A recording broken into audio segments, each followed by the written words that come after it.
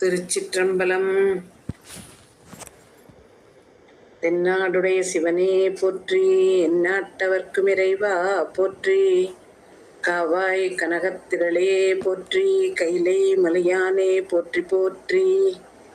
இமைப்பொழுதும் என் நெஞ்சில் நீங்காத இறைவனின் தாழ்வழுத்தி என் குருநாதர் இருக்கும் திசை நோக்கி தொழுது அடியார் பெருமக்கள் அனைவருக்கும் என் பணிவான வணக்கங்களை தெரிவித்துக் கொள்கிறேன். வகுப்பு தொடங்குவதற்கு முன்னால ஒரு சின்ன ஒரு சந்தோஷத்தை பகிர்ந்து கொள்கிறேன். அமுதாம்மா கூறினார்கள், இன்றைக்கு பதிவேற்றும் பொழுது இது 100வது வீடியோ என்று கூறினார்கள். கொஞ்சம் சந்தோஷமா இருக்கு. ஏதோ தத்தினாலும் 100 வரைக்கும் வந்துட்டோம் அப்படிங்கிற ஒரு சந்தோஷம் இருந்தது. உங்கள் எல்லோருடைய ஆதரவு, எல்லோரும் ஆர்வமா படிக்கும்போது எனக்கும் அதை நானும் சிந்திக்கணும் அப்படிங்கிற ஒரு எண்ணம் வந்தது. இறைவனுடைய திருவருளும் குருவருளும் நம்ம எல்லாரையும் ஒன்னா இத்தனை தூரம் பயணம் பண்ண வச்சிருக்கு. திருவருளுக்கும் குருவருளுக்கும் நன்றி. அடியார் பெருமக்களுக்கும் என்னுடைய நன்றிகளை கூறிக்கொண்டு இன்றைய சிந்தனைக்கு செல்கிறேன். இன்றைக்கு நாம் பார்க்க இருப்பது 7வது திருமுறையிலே 85வது பதிகமாகிய திருக்கூடலையாற்றூர் என்ற திருத்தலத்திலே எழுதப்பெற்ற பதிகம்.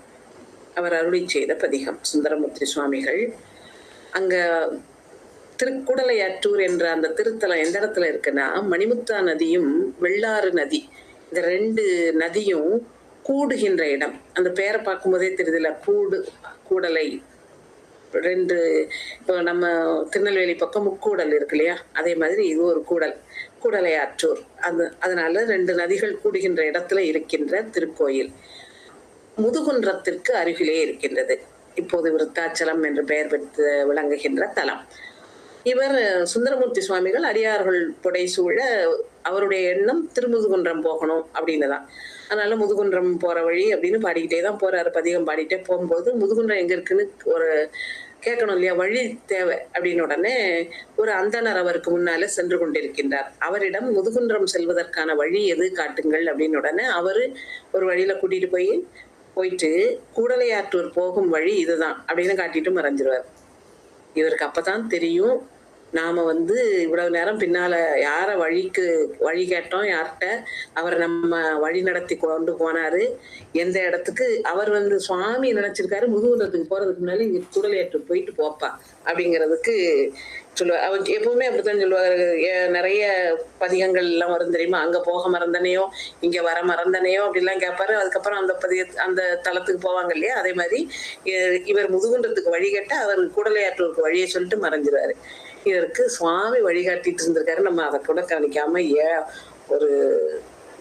இப்படி ஒரு அறியாமையில நாம இருந்திருக்கிறோமே அப்படின்னு வருந்தி பாடுகின்ற பதிகம் இது. அதாவது சுவாமியே என் பக்கத்துலதான் இருந்திருக்காரு. அந்த பெருமைய கொண்டாட மறந்துட்டேனேனா, அதை கொண்டாட தெரியாத ஒரு அறிவுகட்ட தனத்துல நான் இருந்துட்டேனே, அறியாமையின் உச்சத்துல நான் இருந்துட்டேனே அப்படின்னு. அவர் எதை செல்வம்னு நினைக்கிறார்னா, இறைவனை அறிந்து கொண்டு இறைவனோடு இணைந்து இருப்பது செல்வம்னு நினைக்கிறார். அந்த செல்வ நிலையை நான் இழந்துட்டேனே, அவர் கூட இருக்கிறது தெரியாம நான் இளமையாவே இருந்துட்டேனே அப்படின்னு வருந்துகின்றார். இப்படிப்பட்ட ஒரு நிலைமையில நான் இருந்திருப்பேனா, அதை மறந்து நான் இருந்திருப்பேனா அப்படின்னு சொல்லி வருந்துகின்றார். தலத்தின் புராணம் அப்படின்னு பார்த்தோம்னா, இங்க சுவாமி அவருக்கு ஒரு திருப்பெயர் நர்த்தன வல்லபேஸ்வரர் அப்படின்னு. பொதுவாக சொல்லுவது நெறிகாட்டுநாதர், ஏன்னா வழிகாட்டினார் இல்லையா, அதனால நெறிகாட்டுநாதர்னு சுவாமிக்கு பேரு. பிரம்மா ஒரு கேள்வி வேண்டுகோள் வைக்காரு. இப்ப நம்ம குழந்தைங்க எல்லாம், நீ அவளுக்கு மட்டும் அதை செய்த அவனுக்கு மட்டும் அதை செய்தேன்னு கேட்டு வாங்குவாங்க தெரியுமா. நீ அவன்னா செய்திருவ, அவனுக்கு மட்டும் அதை செய்த எனக்கு இதை செய்ய மாட்டேங்க அப்படின்லாம் கேட்போம் இல்லையா. குழந்தைங்க கேட்கத்தான் செய்யும். அதே மாதிரி தில்லையில நீங்க வியாகரபாதருக்கும் பதஞ்சலி முனிவருக்கும் நீங்க நடனத்தை நேர்ல காட்டினீங்கல்ல, அப்ப எனக்கு எப்ப காட்டுவீங்க அப்படின்னு பிரம்மா கேட்டாராம். அதுக்காக நடனமாடினாராம் அந்த இடத்துல. பதிகத்திலையும் அந்த நடனமாடியதை பற்றிய குறிப்பு வருகின்றது. ஆனா பிரம்மாவுக்கு நடனமாடினாருங்கிற குறிப்பு இல்லாம அவர் நடனம் ஆடினாருங்கிறத மட்டும் சொல்லுவாரு. எதுக்கு சாதாரணமா எல்லா இடத்துலயும் சொல்ல மாட்டோமா, இவர் அப்படி செய்தார், சுவாமி இவ்வளவு பெருமையுடையவர் எல்லாம் சொல்றாரு. அத மாதிரி நடனத்துக்கு நடனத்தை குறிப்பிடுகின்றார் நான் நினைச்சுக்கிட்டேன். ஆனா தலத்தை பற்றி பார்க்கும் பொழுதுதான் தலத்துக்கு இப்படி ஒரு சிறப்பே இருக்கிறது அப்படிங்கிறது பின்னால புரிந்து கொண்டேன். இப்போ பாடலுக்குள்ள போவோம். இவர் சுவாமி எப்பேற்பட்டவர், எனக்கு அவர் முன்னால போன அந்த அதிசயத்தை கூட நான் தெரியாம இருந்துட்டேனே என்று வருந்துகிறார். அவர் கூர்மையான மழு ஏந்தி மதம் பொழிகின்ற பெரிய யானையினுடைய தோலை போர்த்து, அது தவிர திருநீர் அணிந்த திருமேனியோட பின்னி போட்ட சடை, அதோட இருக்கிற அம்மை. அம்பாளுடைய பெயரே புரிக்குழல் நாயகி தான். புரிக்குழல் நாயகின்னு தான் அம்பாளுக்கே பேரு. புரி அப்படின்னா பின்னிய சடை. பின்னிய சடை உடைய அம்மையோடு எங்க இருக்காராம்? கொடிகளெல்லாம் அலங்கரிக்கின்ற பெரிய பெரிய மாடங்களோடு இருக்கின்ற கூடலையாற்றூர்ல இருக்காரு. அவர் இந்த வழியில தான் போனாரு. அந்த அதிசயத்தை நான் தெரியாம விட்டுட்டேனே, அவ்வளவு பெரிய செல்வத்தை நான் இழந்து ஏழ்மையில நிக்கிறேனே அப்படின்னு வருத்தப்படுகின்றார். பாடலை பார்ப்போம். வடி உடை. இங்க வடிவுடைன்னு போடக்கூடாது. வடி என்றால் கூர்மையான என்ற பொருளிலே வருகிறது. நம்ம வடிவுடை அப்படின்னா வடிவு கூட்டல் உடை, அழகு உடைய அப்படிங்கிற பொருள்ல வந்துடும். ஆனா வடி வடியுடை அப்படின்னு போட்டா தான் கூர்மையான தன்மை உடைய மழு என்ற பொருள் வரும். அதனால எப்ப இதை சொல்லும் பொழுதும், இந்த பதியத்தை சொல்லும் பொழுதும் அதை நினைவிலே கொண்டு நாம படிக்க வேண்டும். வடியுடை மழுவேந்தி மத கரி உரி போர்த்து பொடி அணி திருமேனி புரிகுழல் உமையோடும் கொடியணி நெடுமாட கூடலை அற்றூரில் அடிகள் இவ்வழி போந்த அதிசயம் அறியேனே. முதல் பாட்டிலேயே சொல்லிட்டாரு, இந்த அதிசயம் அறியேனே. இப்படி எல்லா பாட்டிலையும் இதைத்தான் சொல்லுவார். இங்க சுவாமி அடுத்தாக்குல சொல்லுகின்றார். யாரெல்லாம் அவர் கூட நிக்கிறாங்க? எல்லாரும் இந்த திருமால் பிரம்மன் அவங்க 2 பேரும் பணிந்து நிற்கிறார்கள். உமையம்மை கூட இருக்கிறார். திருமாலை பற்றி கூறும் பொழுது என்ன கூறுகின்றார் என்றால், உலகம் முழுமையும் உண்ட, போன முறை பார்த்தோம் இல்லையா, அந்த தத்துவம் நீருக்குள் அடங்குகின்ற தத்துவம், அந்த இதை இங்கே மீண்டும் நினைவு கூறிக்கொள்ள வேண்டும். எப்படி ஊழி காலத்துல எல்லாம் ஒன்றுக்குள் ஒன்று அடங்கும், அதே மாதிரி இங்க திருமாலுக்குள் எல்லாம் அடங்கி அதுக்கப்புறம் திருமாலிலிருந்து வெளிப்பட்டு வரும் என்பதனால் இவர் உலகம் முழுவதும் உண்டவர் அப்படின்னு போன பதிகத்திலேயே பார்த்தோம்ல. அதே மாதிரி இங்க உலகம் முழுவதையும் உண்ட திருமாலும் சரி பிரம்மனும் சரி அவங்க எல்லாரும் சுவாமிக்கு பணிந்து நிற்கின்றார்கள். அழகான மெலிதான அரவை போன்ற இடை உடைய உமையம்மை அவனுக்கு அருகு நிற்கின்றார்.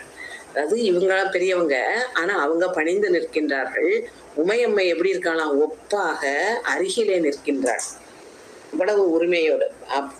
உமையம்மை என்ன அழகா இருக்காங்கன்னா, அப்படியே ஒரு பாவை மாதிரி, பொம்மை செஞ்சா எவ்வளவு அழகா செய்ய முடியுமோ அத மாதிரி ஒரு அழகோடு இருக்கின்றார்கள் உமையம்மை. கொத்து கொத்தா பூ பூத்திருக்கான் எங்க? அந்த சோலைகள்ல. அந்த சோலைகளால சூழப்பட்ட கூடலையாற்றூரிலே ஐயன் அந்த தலைவன் இருக்கானே, இந்த வழி வந்தான், எங்க கூட இந்த வழியில தான் நடந்து வந்தான். அந்த அதிசயத்தை நான் புரியாம ஏழ்மையோடையே இருந்துட்டேனே அப்படின்னு வருந்துகின்றார். பாடலை பார்ப்போம். வையகம் முழுதும் உண்ட மாலோடு நான்முகனும் பை இள அரவு அல்குல் பாவையோடு.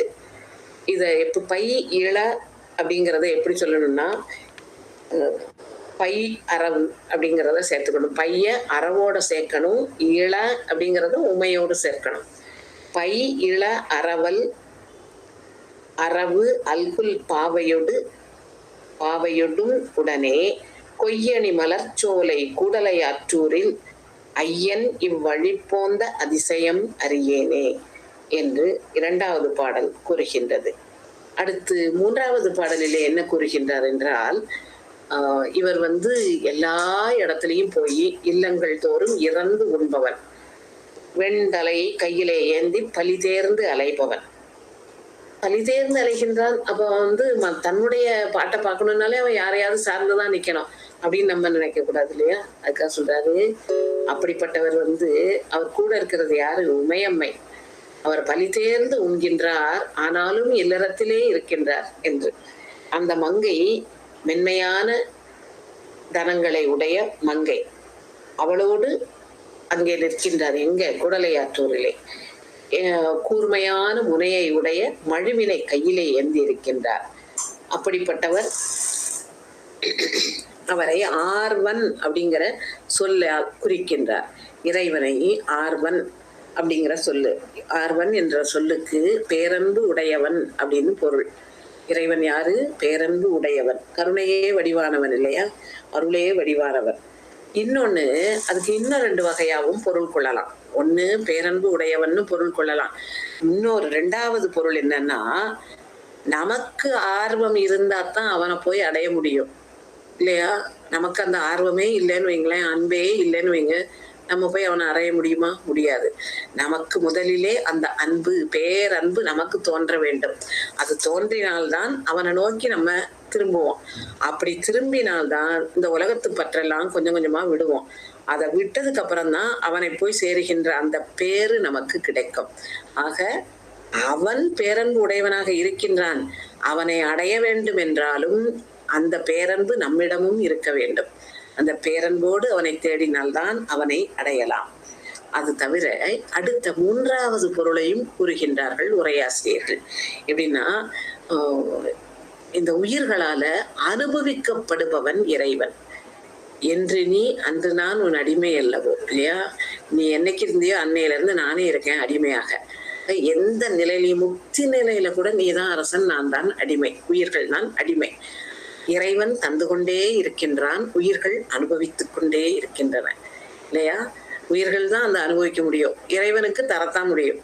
தந்தது உன் தன்னை, கொண்டது என் தன்னை இல்லையா? நீ ஒன்ன கொடுத்துட்டு என்ன வாங்கிக்கிட்ட என்ன சொல்லுவார் இல்லையா? அதே மாதிரி நீ அந்த இன்பத்தை தந்து கொண்டிருக்கின்றாய், இந்த உயிர்கள் அந்த இன்பத்தை அனுபவித்துக் கொண்டிருக்கின்றன.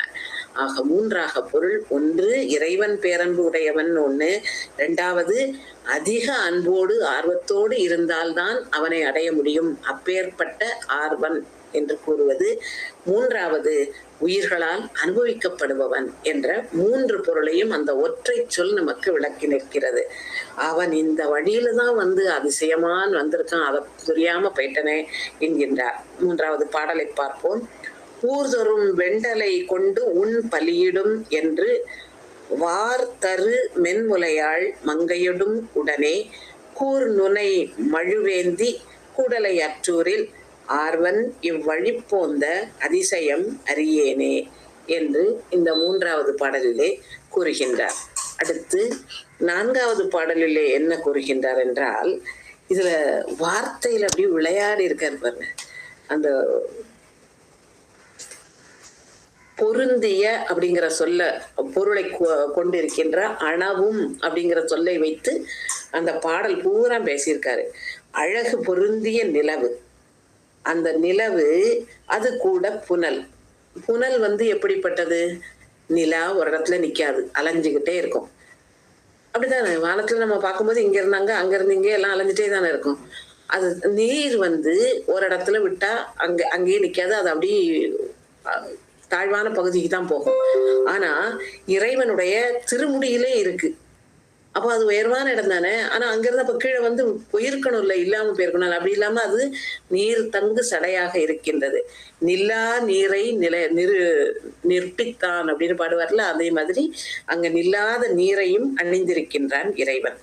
தாழ தொங்குகின்ற சடை, அப்படி சடை தொங்குது ஆனா நீர் அங்கே நிக்குது என்று கூறிவிட்டு, உமையம்மை எப்படி இருக்காருன்னா, பந்து மாதிரி மென்மையான, பந்தினை பிடிக்கக்கூடிய மென்மையான விரல்களோட உமையம்மை இருக்கின்றாள். பாவை மாதிரி அப்படி ஒரு அழகு, பதுமை மாதிரி அழகோடு இருக்கின்றாள். அது அந்த அவளையும் அழைத்து கொண்டு அவன் எந்த இடத்துல இருக்கின்றான் அப்படின்னா, பூங்கொத்து இருக்கு இல்லையா, பூங்கொத்துக்கள் பொருந்தி இருக்கின்ற சோலைகளால் சூழப்பட்ட கூடலையாற்றூரில் இருக்கின்றான். அவன் அந்தணனாக அங்கே வழி போந்தான் என்று கூறுகின்றார். ஆக அப்படி வரும்போது நான் கவனிக்காம விட்டுட்டனே, அந்த ஏழ்மை நிலையிலேயே இருந்துட்டனே அப்படின்னு வருந்துகின்றார். சந்தனவும் புனலும் தாங்கிய தாழ்சடையன் பந்தனவும் விரலாள் பாவையொடும் உடனே கொந்தனவும் பொழில் சூழ் கூடலை அற்றூரில் அந்தணன் வழிபோந்த அதிசயம் அறியேனே. சந்தம் அப்படின்னா அழகு, அழகு மிகுந்த அப்படின்னு நிலவை கூறுகின்றார். இது எல்லாம் அவருடைய திருமுடியில இருக்கிறதுனால அழகை பெற்று இருக்கின்றன என்று இந்த 4வது பாடலிலே கூறுகின்றார். அடுத்து 6வது பாடலிலே யாரெல்லாம் அவரை தொழுகின்றார்கள்னு ஒரு பட்டியல் தருகின்றார். 3 பேர் தான் சொல்றார். எப்படின்னா இந்த மண்ணுலகத்திலே இருக்கக்கூடிய, மண்ணுலகத்திலேயே வாழக்கூடிய விண்ணவர்களுக்கு தேவர்களுக்கு ஈடானவர்கள் யாரு? வேதத்தை ஓதுகின்ற வேதியர்கள். அந்த வேதியர்கள் விண்ணுலகத்தவர் மாதிரி, ஆனா அவர்கள் இந்த மண்ணுலகத்திலே வாழ்கின்றவர்கள் தான். வாழ்ந்தாலும் அவர்கள் விண்ணகத்தேவருக்கு ஒப்பானவர்கள். அதனால அவர்களை முதலில் கூறுகின்றார். அந்த வேதியர்கள், பிறகு விண்ணுலகத்திலே வாழும் தேவர்கள், பிறகு மண்ணுலகத்திலே வாழ்கின்ற மற்றவர்கள். இவங்க எல்லாரும் தொழுகின்றார்களாம். யார? இறைவனை. இறைவனை சோதி வடிவாக தொழுகின்றார்கள். ஒளி வடிவம் அப்படின்னு இங்கே கூறுவது சிவலிங்க திருமேனியே. அதுதான நமக்கு உருவமாக இருக்கின்றது. சோதி வடிவாக அவரை வணங்குகின்றார்கள். உமையம்மை எப்படி சுருண்ட கூந்தலை உடையவளாக இருக்கின்ற உமை, அவளோடு சேர்ந்து எங்க இருக்காரு? குற்றமே இல்லாத கூடலையாற்றூர்ல இருக்காரு. அங்க வண்டுகள்லாம் என்ன செய்யுதுன்னா அப்படி கோதுதான். நம்ம சின்ன பிள்ளைங்க அல்லது நம்ம குழந்தைங்க நம்ம கிட்ட வந்ததுன்னா அப்படி தலையை கோதி விடுவோம் தெரியுமா? அத மாதிரி வண்டுகள் எல்லாம் மலர்ல அமருகின்றன. அப்ப அதுல இருக்கிற மகரந்த துகள்களை அப்படி கோதி விடுதான். அப்படி ரொம்ப மென்மையாக தடவி கொடுக்குதான். அப்படி வண்டுகள் தடவி கொடுக்கக்கூடிய மலர்களை உடைய கூடலையாற்றூர், அதிலே இருக்கின்றவன் ஆதி, எல்லாவற்றிற்கும் முதன்மையானவன் அவன். அவன் வந்ததை நான் தெரியாம விட்டுட்டன என்று வருந்துகின்றார். வேதியர் விண்ணவரும் மன்னவரும் தொழ நற்சோதியது உருவாகி சுரிக்குழல் உமையோடும் கோதிய வண்டு அறையும். வண்டுகள் சத்தம் கொடுத்துட்டே இருக்காங்க, முரன்று கொண்டே இருக்கும் இல்லையா? கோதிய வண்டு அறையும் கூடலையாற்றூரில் ஆதி இவ்வழி போந்த அதிசயம் அறியேனே என்று கூறுகின்றார். அடுத்து 6வது பாடலிலே வலிமை மிகுந்த வீணையை ஏந்தி இருக்கின்றான். இறைவன் வீணை ஏந்திய கையோடு இருப்பான் இல்லையா? அப்படி வலிமை மிகுந்த வீணையை கையிலே கொண்டிருக்கின்றான். வெண்புரி, முப்புரி நூல் அணிந்திருக்கின்றான். முத்து போன்ற வெண்மையான புன்னகையை உடைய உமையம்மை அருகிலே இருக்கின்றாள். வீணையோடு முப்புரி நூலோடு அழகான உமையம்மையோடு, புன்னகை உடைய உமையம்மையோடு எங்க அப்படி பூக்கள் கொத்து கொத்தா மலருதான். அப்படி கொத்து கொத்தாக மலர்கின்ற பூக்களை உடைய பொழில்கள், அவற்றால் சூழப்பட்ட கூடலையாற்றூர், அதிலே இருக்கின்ற அத்தன் தலைவன் யாரு? இறைவன். அவன் இந்த வழியில தான் எனக்கு முன்னால் நடந்து போனான், அவனை நான் தெரியாம விட்டுட்டேனே என்று வருந்துகின்றார். வித்தக பாடலை பார்ப்போம். வித்தக வீணையுடும் வெண்புரி நூல் பூண்டு முத்தன வெண்முறுவல் மங்கையுடும் உடனே கொத்தலரும் பொழில் சூழ் கூடலையாற்றூரில் அத்தன் இவ்வழி போந்த அதிசயம் அறியேனே என்று வருத்தமாக பாடுகின்றார். அடுத்து 7வது பாடல்ல மேகங்களுக்கு ஊடாக புகுந்து செல்லுவது என்னது? நிலவு. அந்த நிலவு மேகத்துக்கு ஊடாக அப்படி இப்படி போகுமா, அத மாதிரி அவருடைய செஞ்சடையில இருக்கு. அதுக்கு பக்கத்துல கொடிய வாழ் அப்படிங்கிற சொல்லுக்கு நிறைய அர்த்தங்கள் உண்டு. ஒளி வீசுகின்றங்கிற அர்த்தம் உண்டு. ஆனா இங்க வாழ் என்பது கொடிய என்று. கொடிய பாம்பு அந்த சடை மேல இருக்கு. ரெண்டும் பகைமை உணர்ச்சி உள்ளவை. அப்படி பகைமை உணர்ச்சி உள்ள அந்த இரண்டையும் அருகருகாக வைத்திருக்கின்றார் இறைவன். சடை மேல சூடி இருக்கின்றார். நல்ல இழைகள் ஊடும் பாவமாக இழைகளால் நெய்யப்பட்ட உடை அணிந்தவள் அம்மை. துகில், அப்படி மென்மையான துகில் அணிந்த இடையோடு இருக்கின்றாளாம் உமை. அவள் ஏந்திழையாள் என்று கூறுகின்றார்.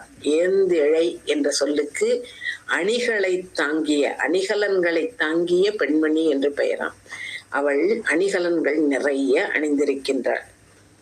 அதுக்கப்புறம் இங்க தளிர்கள் நிறைந்த சோலைகள் இருக்கு. அதுல எங்க கூடலையாற்றூர்ல அங்கே இருக்கின்ற அழகன் என்று கூறுகின்றார் இறைவனை. அதாவது இவர் தனக்கு அணிகலன்களாக என்ன கொண்டிருக்கின்றாராம்? மேகத்துக்கு நடுவுல கூடி புகுந்து புறப்பட்டு வருகின்ற நிலவு, அதுக்கப்புறம் நீர், இதெல்லாத்தையும் தனக்கு அணிகலன்களாக வைத்திருக்கிறார். ஆனா அம்பாளுக்கு என்னெல்லாம் அணிகலன்கள் கொடுத்துருக்க, அவளையே ஏந்திழைன்னு அழைக்கிற அளவுக்கு அவள் அணிகலன்கள் அணிந்திருக்கின்றாள். மென்மையான துகில் அணிந்திருக்கின்றாள். ஆனா இவர் எதை அணிந்திருப்பாரு? மதகரி உரி போர்த்து வருவார், அல்லது புலியர்கள் அணிந்து வருவார். இப்படி மிருகங்களோட தோலைத்தான் இவர் அணிந்திருப்பாரு. எப்படி வித்தியாசம் காட்டுகிறார்கள் பாருங்களேன். அம்மை ஏந்திழைனே அழைக்கக்கூடிய அளவுக்கு அணிகலன்கள் அணியக்கூடியவள். ஆனால் இவர் அரவு சூடியவர், எலும்பு அணிந்தவர், இப்படி மதியை அணிந்தவர்னு இந்த மாதிரியான அணிகலன்கள். அம்மை மென்மையான துகிலோடு இருக்க, இவர் புலியதளோ மதகரி உரியோ போர்த்தவர் என்று நமக்கு வித்தியாசப்படுத்தி காட்டி அவர்கள் இருக்கும் இடம். ஆனா மொத்தத்துல அவன் அழகன் அப்படின்னு முடிச்சார். அவர் வந்ததை நான் தெரியாம விட்டுட்டனே என்று இந்த 7வது பாடலிலேயும் தொடர்ந்து வருந்துகிறார். பாடலை பார்ப்போம். மழை நுழை, இங்கே மழை என்பது மேகம். மழை நுழை மதியமொடு வாழ் அறவும் சடைமேல் இழை நுழை துகில் அல்குல் ஏந்திழையாளொடும் குழையணி திகழ் சோலை கூடலையாற்றூரில். இங்கே குழை அப்படிங்கிறது தளிர் என்ற பொருளிலே வருகின்றது.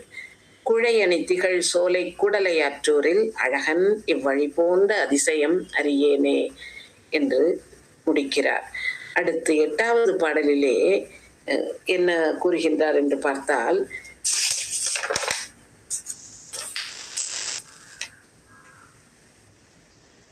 வேதம் பல தேவர்களை பற்றிய குறிப்பை நமக்கு தெரியும், தருகின்றன இல்லையா? ஆனா ஒவ்வொரு நேரத்திலே ஒவ்வொருவருக்கு முதன்மை தலைமை பண்பு தரும். இந்த இடத்துல அக்னிக்கு தான் தலைமை பண்பு அப்படின்னா அக்னியை முதன்மையாக கூறும்.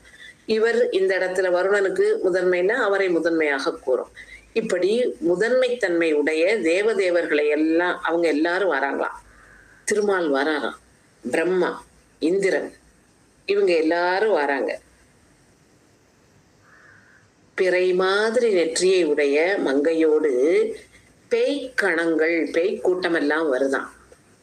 குரல் பூதங்கள், அந்த படையும் கூட வருதான். அதாவது குரல் பூதம் அப்படின்னா குட்டையாக இருக்கின்ற பூதப்படை, அதுவும் கூட வருதான். பேய்க்கணங்கள்னு ஒண்ணு சொன்னாரு, இப்ப பூதகணங்கள்னு சொல்றாரு. என்னன்னா, அந்த பேய் என்று கூறப்பட்டவை இந்த உலகத்திலே இருக்கின்ற பேய்களாம். அப்புறம் பூதகணங்கள்ங்கிறது அவரோடையே எந்நேரம் இருக்கின்ற குரல் பூதங்கள். ஆக பேய் பூதம் அப்படின்னு வித்தியாசப்படுத்தி காட்டுகின்றார். எல்லாம் வருது, குரல் படை அவர் கூடவே வருது. அப்பேற்பட்டவன் கூடலையாற்றூர்ல அறவன், அறமே வடிவாக இருக்கின்றான். அறத்தின் வடிவம் அவன்தான், புண்ணியத்தின் வடிவம் அவன்தான். அறம் நமக்கு சேர்க்கக்கூடியது எது? அறம் செய்தால் புண்ணியம் சேரும். எனவே அந்த அறம் செய்து வரக்கூடிய புண்ணியத்தின் வடிவே இறைவன் தான். அதனால அவனை அறவன் என்று அழைக்கின்றார். அறவன் அங்கே எங்க கூடலையாற்றூர்ல இருக்கான், அவனுக்கு தெரியாம நான் விட்டுட்டனே என்று இதிலும் வருந்துகின்றார். பாடலை பார்ப்போம். மறை முதல் வானவரும் மாலயன் இந்திரனும் பிறை முதல் மங்கையொடும் பேய்க்கணமும் சூழ குரல் படை அதனோடும் கூடலை ஆற்றூரில் அறவன் இவ்வழிப்போந்த அதிசயம் அறியேனே என்று 8வது பாடலிலே அமைத்து தருகின்றார். அடுத்து 9வது பாடல் என்ன கூறுகிறது என்றால், இறைவன் பெரும் கருணையாளன். எப்படி திருப்பார்கடலிலே கடையும் பொழுது கிடைத்த நஞ்சை உண்டு எல்லாரையும் காப்பாற்றினார். விடை மேல் ஏறி வருகின்றவர் அவர். அவர் கூட யாரு வாரா? பால் மாதிரி இனிமையான மொழியை பேசுகின்ற உமை, பாவை மாதிரி, பதுமை மாதிரி அழகோட இருக்கின்றாள். அவள் உடன் வருகின்றாள். அப்படி இருக்கின்ற உமையோடு இருக்கின்ற அந்த கோலம்தான் தன்னுடைய ஒரு உடை தொன்மை கோலமே அப்படின்னு சொல்லுவார் இல்லையா? அந்த தொன்மை கோலமே தனது உருவாக கொண்டு இறைவன் எங்க இருக்கின்றான்? அவன் குடலையாற்றூரிலே எழுந்தருளி இருக்கின்றான். அவனை ஆலன், ஆர்வன் சொன்னாரு, அரவன் சொன்னாரு, இதுல ஆலன் என்று கூறுகின்றார். ஆலன் அப்படின்னா நான் ஆலமர் செல்வன் என்பதை ஆலன் என்று சுருக்கி நமக்கு நினைவூட்டுகின்றார். இறைவன் ஆலமர் செல்வனாக இருக்கின்றான். அத சுருக்கி ஆலன், அப்பேற்பட்டவன் முன்னாலதான் நடந்து போனா நான் பார்க்காம விட்டுட்டேனே என்று வருந்துகிறார். பாடலை பார்ப்போம். வேலை, இங்கே வேலை என்பது கடல். வேலையின் நஞ்சு உண்டு விடையதுதான் ஏறி பாலன மென்மொழியாள் பாவையொடும் உடனே கோலமது உருவாகி கூடலையாற்றூரில் ஆலன் இவ்வழி போந்த அதிசயம் அறியேனே என்று பாடி முடிக்கிறார். அடுத்து 10வது பாடல் வழக்கம் போல பதிக பலன் சொல்லுகின்ற பாடல். எந்த ஊர்? கூடலையாற்றூரில். கூடலையாற்றூர்ல இருக்கு. யார? கொடியடை அவளோடும் ஆடல் உகந்தானை. ஆரம்பத்துல சொன்னீங்க அவருக்கா? பிரம்மாவுக்கு ஆடல் ஆடி அங்கே காட்டினான் என்று. அதனால உமையோடு தன்னுடைய ஆடலை மகிழ்ந்து காட்டியவன், அவனைத்தான் பாடியிருக்கேன்ப்பா. அதிசயம் இதுவென்று, இது அதிசயம்பா, எனக்கு வந்து வழிகாட்டினாரு, ஆனா நான் தெரியாம விட்டுட்டனே. இதுவென்று நாடிய இன்தமிழால், ரொம்ப விருப்பத்தோடு இறைவனை வணங்கி அவரை நாடுகின்ற அந்த இனிய தமிழால யார் பாடுனா? நாவலூரன். நாவலூரில் தோன்றிய சுந்தரர் பெருமான். சொல் பாடல்கள், அவருடைய சொல்லிலே அமைந்த பாடல்கள் 10. அதை கூற வல்லவர்களுக்கு என்ன கிடைக்கும்? வல்லார் தம் வினை பற்று அருமே. வினைப்பற்று அற்று போகும். வினைப்பற்று அற்று போனா என்ன நடக்கும்? திரும்ப பிறவி கிடையாது. திரும்ப பிறவி கிடையாதுன்னா என்ன? இறைவரின் திருவடியிலே சென்று சேர்வார்கள். ஆக இந்த 10 பாடலையும் படிச்சீங்கன்னா வினைப்பற்று அற்று போகும். அதுதான் ஆரம்பம் இல்லையா? இருவினை ஒப்பு மலபரி பாகம் அப்படின்னு சத்தினி பாதம் வர ஈஸியா இருக்கும். அதனால இந்த பற்றை முதல்ல அறுத்துருவோம். எப்போ? இந்த 10 பாடல்களையும் பாடும் பொழுது என்று கூறுகின்றார். பாடலை முழுவதும் பார்ப்போம். கூடலையாற்றூரில் கொடியடை அவளோடும் ஆடல் உகந்தானை அதிசயம் இதுவென்று நாடிய இன்தமிழால் நாவல் ஊரன் சொல் பாடல்கள் 10 வல்லார் தம்பினை பாருமே என்று பதிக பலன் சொல்லி அமைகின்றார். நன்றி, வணக்கம். அருள்நிறை நெறிகாட்டு நாயகர் திருவடிகள் போற்றி போற்றி. அருள்நிறை புரிகுழல் நாயகி திருவடிகள் போற்றி போற்றி. ஆதி வாழிய அஞ்செழுத்தோடு வெண்பூதி வாழிய புண்ணியர் வாழிய நீதி வாழிய நெழ்புவி வாழிய கோதில் செய்வ குலமிக வாழிய. திருச்சிற்றம்பலம்.